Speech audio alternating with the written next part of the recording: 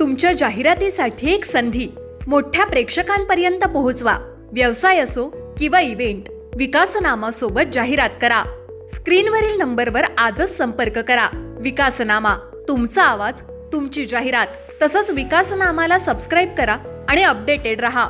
नमस्कार, मी विकास Mirgane. विकासनामा digital platform मध्ये आपलं सर्वांचं स्वागत आहे. चर्चा करतोय राज्याच्या राजकारणासंदर्भात, चर्चा करतोय अजित पवार गटासंदर्भामध्ये. राष्ट्रवादी काँग्रेसचे प्रदेशाध्यक्ष सुनील तटकरे यांच्या मागे सध्या साडेसाती लागली काय, असाच प्रश्न या निमित्ताने उपस्थित होत आहे. मूळ मुद्दा असा आहे की खरात प्रकरण जे नाशिकचं आहे ते अंगलट येते. रुपाली चाकणकरांचा राजीनामा असेल किंवा त्यांचा दबाव असेल, यावर तटकरे अडचण येत आहेत.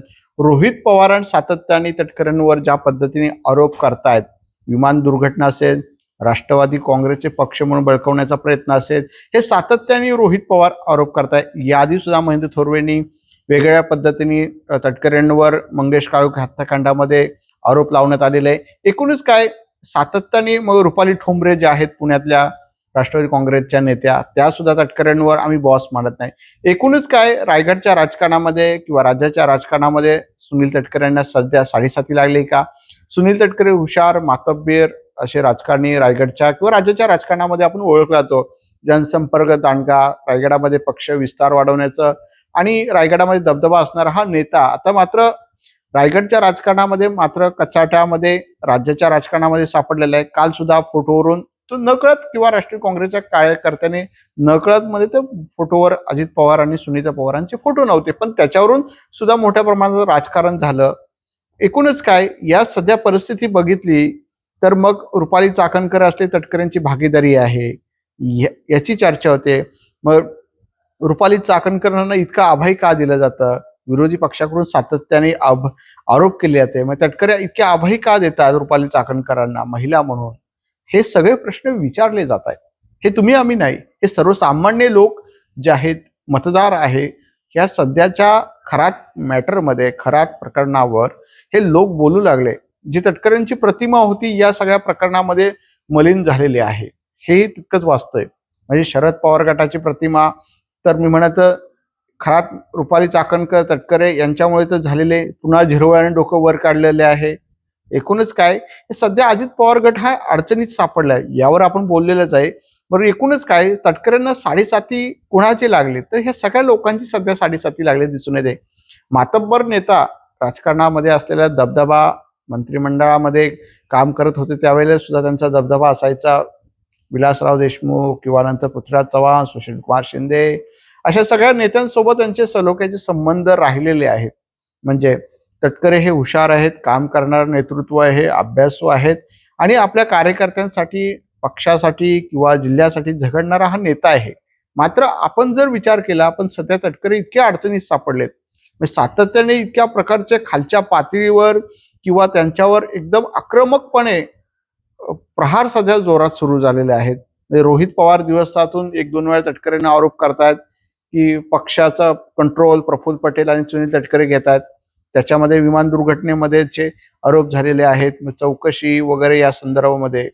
एकूणच काय, मग हे सगळे रुपाली चाकणकरांच्या खरात मॅटर जो आहे, रुपाली चाकणकर नाशिकला गेल्या, तटकरे नाशिकला गेले, भागीदारी, हे सगळं प्रकरण जे सध्या अडचणीत आलेले दिसून येत आहे.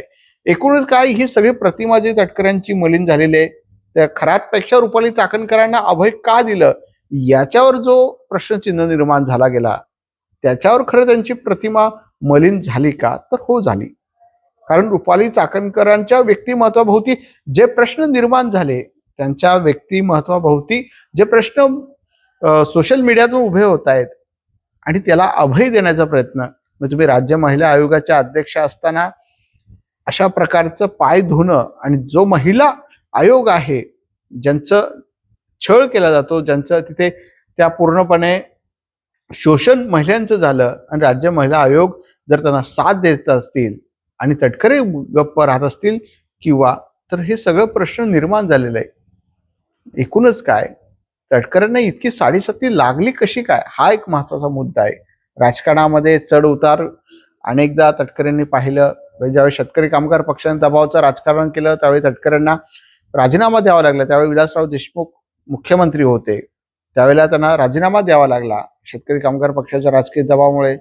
नंतर अशा अनेक आरोप प्रत्यारोप जेव्हा किंवा पाटबंधारे मंत्री असताना वगैरे अशा सगळ्या ज्या कोंढाणा धरणा संदर्भामध्ये जेव्हा हे सगळे आरोप प्रत्यारोप त्या काळामध्ये त्यांच्यावर लागले गेले, पण त्याच्यातून निसटता आतापर्यंत राजकारण आलेलं आहे. पण मात्र यावेळचं राजकारण मात्र खूप खालच्या पातळीवर असो किंवा पण कचाट्यात तटकरे सापडले तर हो सापडले.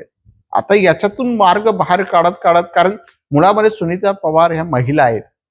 ज्यावेळेला दोन पुरुष सोबत असतात त्यावेळेला चर्चा करणं सोपं जातं आणि शेवटी महिला म्हटल्यानंतर अनेक महिला कानामध्ये सांगणार किंवा एक महिला म्हणून राजकारणामध्ये धोरणात्मक निर्णय किंवा निर्णय पक्ष संघटना घेणं तेही सगळे हे किती घेतात कशा पद्धतीही पाहणं महत्वाचं आहे. कारण ज्या प्रश्न उभे केले जात आहेत पक्ष संघटनेच्या राष्ट्रवादी काँग्रेस, त्यामुळे सुनीता वहिनी किंवा सुनीता पवार आपण म्हणूया त्या किती तटकऱ्यांना ऍक्सेप्ट करतील हाही महत्वाचा मुद्दा आहे. त्यामुळे तटकऱ्यांचा दोन राष्ट्रवादी काँग्रेसला असलेला विरोध याच्यातून सगळा त्यांच्या भूमिकेतून दिसतोय. त्यामुळे एकूणच काय दोन राष्ट्रवादी एकत्र आले मग तटकरे तर बॅकफुटवर जाणार.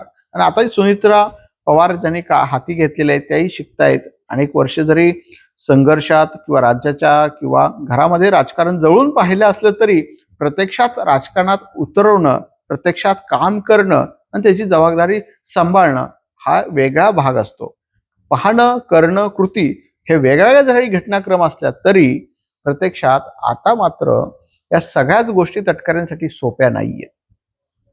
मूळ मुद्दा असा आहे, मग तटकरे भाजपामध्ये जातील का? तर अजिबात नाही. सध्या तरी तसं काय आहे का याच्यावर आपण बोलूया. धन्यवाद. सध्या तटकऱ्यांना साडेसाती लागली असं म्हणायला काय हरकत नाही. धन्यवाद. तुमच्या जाहिरातीसाठी एक संधी मोठ्या प्रेक्षकांपर्यंत पोहोचवा. व्यवसाय असो किंवा इव्हेंट, विकासनामा सोबत जाहिरात करा. स्क्रीनवरील नंबरवर आजच संपर्क करा. विकासनामा, तुमचा आवाज, तुमची जाहिरात. तसंच विकासनामाला सबस्क्राईब करा आणि अपडेटेड रहा.